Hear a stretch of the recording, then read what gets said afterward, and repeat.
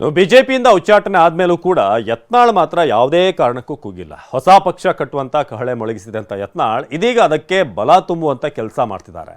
ಇದರ ಜೊತೆಗೆ ವಿಜೇಂದ್ರಗೆ ಒಂದು ನೇರ ಸವಾಲ್ ಹಾಕಿದ್ದಾರೆ. ಚುನಾವಣೆಗೆ ನಿಲ್ಲಲು ಧಮ್ಮಿದ್ಯಾ? ವಿಜೇಂದ್ರಗೆ ಯತ್ನಾಳ್ ಸವಾಲ್. ಮೊದಲು ವಿಜೇಂದ್ರ ರಾಜೀನಾಮೆ ಕೊಡ್ಲಿ, ನಾನು ರಾಜೀನಾಮೆ ಕೊಡ್ತೀನಿ, ಇಬ್ರು ಇಲೆಕ್ಷನ್ ಮಾಡೋಣ. ಧಮ್ಮಿದೆಯಾ ವಿಜೇಂದ್ರ?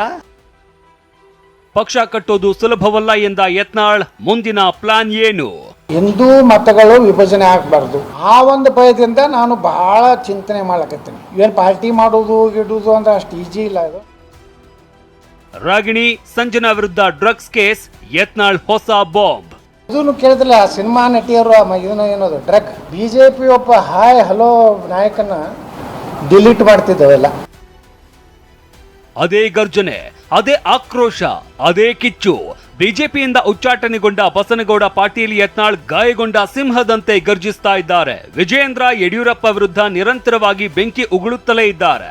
ಇದೇ ಯತ್ನಾಳ್ ಇವತ್ತು ವಿಜೇಂದ್ರಗೆ ರಾಜೀನಾಮೆ ಕೊಟ್ಟು ಚುನಾವಣೆಗೆ ಸ್ಪರ್ಧಿಸುವಂತೆ ಸವಾಲ್ ಹಾಕಿದ್ದಾರೆ. ಅಷ್ಟೇ ಅಲ್ಲ, ನನ್ನ ವಿರುದ್ಧವೂ ಶತ್ರು ಸಂಹಾರ ಪೂಜೆ ನಡೆದಿದೆ, ಆದ್ರೆ ಅದ್ಯಾವುದು ವರ್ಕ್ ಆಗಲ್ಲ, ನಾನು ಸಿಎಂ ಆಗ್ತೀನಿ ಅಂತ ಗುಡುಗಿದ್ದಾರೆ. ಮೊದಲು ವಿಜೇಂದ್ರ ರಾಜೀನಾಮೆ ಕೊಡತ್ತಲ್ರಿ, ಯಾಕಂದ್ರೆ ಡಿ ಕೆ ಶಿವಕುಮಾರ್ ಹೇಳ್ಯಾನ, ನಮ್ಮ ಭಿಕ್ಷೆಯಿಂದ ನೀವು ಹಾಗೆ ಹೇಳ್ಯಾರಿಲ್ಲ, ನೀವು ಮಾಧ್ಯಮದವ್ರು ಹೇಳ್ರಿ. ಮೊದಲು ವಿಜೇಂದ್ರ ರಾಜೀನಾಮೆ ಕೊಡಲಿ, ನಾನು ರಾಜೀನಾಮೆ ಕೊಡ್ತೀನಿ, ಇಬ್ಬರು ಇಲೆಕ್ಷನ್ ಮಾಡೋಣ. ಧಮ್ಮಿದೆಯಾ ವಿಜೇಂದ್ರ? ಇಂಥ ಹಂದಿಗಳಿಂದ ಯಾಕೆ ಮಾತಾಡಿಸ್ತೀವಿ ವಿಜೇಂದ್ರ? ಹಾಂ, ಶಿಕಾರಿಪುರಕ್ಕೆ ನೀ ಕೊಡು, ವಿಜಾಪುರಕ್ಕೆ ನಾ, ಬರೀ ಭಗವ ಜಂಡ ಮ್ಯಾಗ ನಾ ಆರಿಸಿ ಬರ್ತೇನೆ. ಮುಸಲ್ರ ಓಟೇ ಬೇಡ ಅಂತ ಹೇಳಿನ, ಸಾಬರ ಓಟ ನನಗೆ ಬೇಕು. ಜಾರ್ಖಂಡ್ನಾಗ ಒಬ್ಬ ಪಕ್ಷೇತರ MLA ಆರಿಸಿ ಬಂದಿದ್ದ, ಅವ್ನು ಮುಖ್ಯಮಂತ್ರಿ ಆಗಿದ್ದ, ನೆನಪೈತೇನು? ಎಲ್ಲರೂ ಕೂಡ ಅವನೇ ಮುಖ್ಯಮಂತ್ರಿ ಮಾಡಿದ್ರು. ಇದು ಚಪ್ಪಾಳೆದು ಹೊಡೆಯೋದಲ್ಲ ಅದು. ಅದಕ್ಕೆ ನೀವು ಇವು ಏನೂ ಆಗೋದಿಲ್ಲ ಅಂತ ಭ್ರಮೆಯಿಂದ ಹೊರಗೆ ಬರ್ರಿ. ವಿಜೇಂದ್ರ ಆಗೇ ಬಿಡ್ತು, ವಿಜೇಂದ್ರ ಆಗೋದಿಲ್ಲ ಅಂತ ಮುಖ್ಯಮಂತ್ರಿ ನೋಡಕತ್ತಿ. ನನ್ನ ಹಣೆ ಬರ್ನಾಗ ಐತಿ, ನಂದು ಮಾಡ್ಸ್ಯಾರ ಕೇರಳದಾಗ. ರಾಜರಾಜೇಶ್ವರಿ ದೇವಸ್ಥಾನದಾಗ ಯತ್ನಾಳ್ ನಾಶ ಆಗಲತ್ತ ಮಾಡ್ಸ್ಯಾರ. ಹಿಂದಕ್ಕೆ ಹುಬ್ಳ್ಯಾಗೂ ಒಂದು ಮಾಡ್ಸ್ಯಾರ ಯಾಗ. ಇಲ್ಲಿ ಒಂದು ಯಾಗಾಗೈತಿ ಯತ್ನಾಳನ್ನ ನಾಶ, ಶತ್ರು ಸಂಹಾರ ಆಗೈತಿ ಇಲ್ಲೂ, ಆದ್ರೆ ಹುಬ್ಳ್ಯಾಗ ಬಂದೇ ಮಾತಾಡಕತ್ತಿ. ನೀವು ಮುಖ್ಯಮಂತ್ರಿ 2 ಸಲ ಆಗ್ಯಾರ ಯಡಿಯೂರಪ್ಪ? 2 ಸಲ ಆಗ್ಯಾರ, 4 ಸಲ ಆಗ್ಯಾರಿಲ್ರಿ? ಅವಾಗ ಯಾಕೆ OBC ಕಳಿಸಲಿಲ್ಲ? ಮೊದಲೇ ಸಲ ಮುಖ್ಯಮಂತ್ರಿ ಆದ ಮೊದಲೇ ಕ್ಯಾಬಿನೆಟ್ನ ಮಾಡ್ಬೋದಾಗಿತ್ತಲ್ಲ.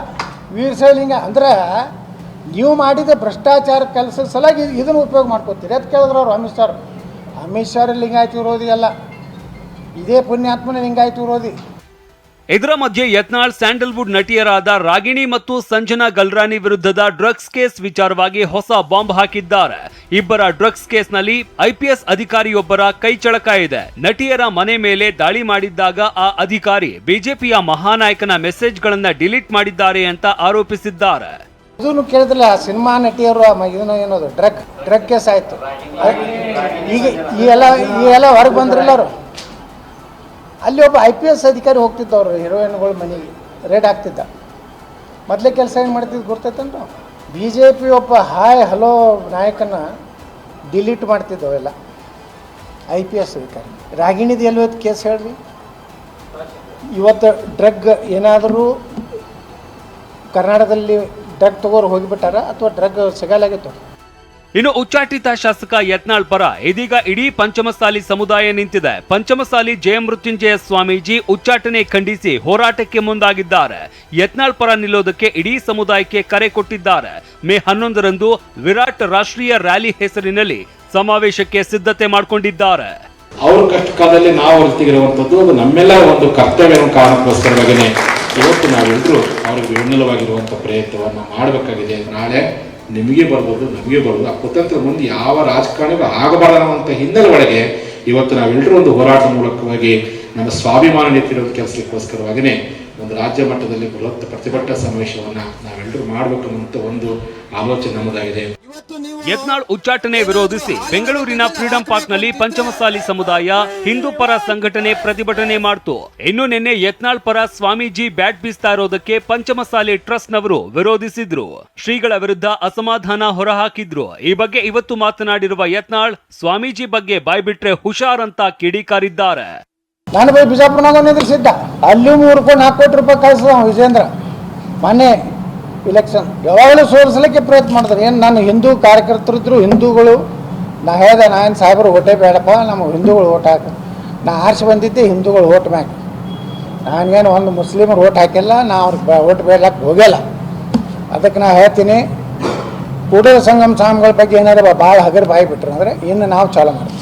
ಇದು ಅವ್ರಿಗೆ ಗಂಭೀರ ಎಚ್ಚರಿಕೆ ಕೊಡ್ತೀನಿ. ಯಾರ್ಯಾರು ಅದೀರಿ ಈಗ ಒಂದು ಇದರಲ್ಲಿ ಕೂಡಲ ಸಂಗಮ ಎಷ್ಟೋ ಇದ್ರು ದೊಡ್ಡ ದೊಡ್ಡ ಲೀಡರ್ಗಳು ಮಾತಾಡ್ತಿದ್ರು, ಈಗ ಯಾರು ಅಲ್ಲ ಬಾಯಿ ಬಂದ್ ಮಾಡಿ ಅವ್ರು ನಮ್ಮ ಪರವಾಗಿ ಮಾತಾಡಕತ್ತಾರ. ಅದೇನೇ ಹೇಳಿ, ಹೈಕಮಾಂಡ್ ಉಚ್ಚಾಟನೆಗೂ ಬಗ್ಗದ ಶಾಸಕ ಯತ್ನಾಳ್ ಮತ್ತೆ ಸಮರ ಸಾರಿದ್ದಾರೆ. ಪಂಚಮಸಾಲಿ ಸಮುದಾಯ, ಹಿಂದೂ ಶಕ್ತಿ ತಮ್ಮ ಜೊತೆ ಇರೋದು ಯತ್ನಾಳ್ಗೆ ಮತ್ತಷ್ಟು ಕಾನ್ಫಿಡೆನ್ಸ್ ಕೊಟ್ಟಿದ್ದು ಸತ್ಯ. ಆದರೆ ಈ ಶಕ್ತಿಯನ್ನೇ ಬಳಸಿಕೊಂಡು ಬಿಜೆಪಿ ವಿರುದ್ಧದ ಹೋರಾಟದಲ್ಲಿ ಅದೆಷ್ಟರ ಮಟ್ಟಿಗೆ ಸಕ್ಸಸ್ ಆಗ್ತಾರೆ ಅನ್ನೋದನ್ನ ಕಾದು ನೋಡಬೇಕಿದೆ. ಶಿವಕುಮಾರ್ ಪತ್ತಾರ್, TV9 ಹುಬ್ಬಳ್ಳಿ.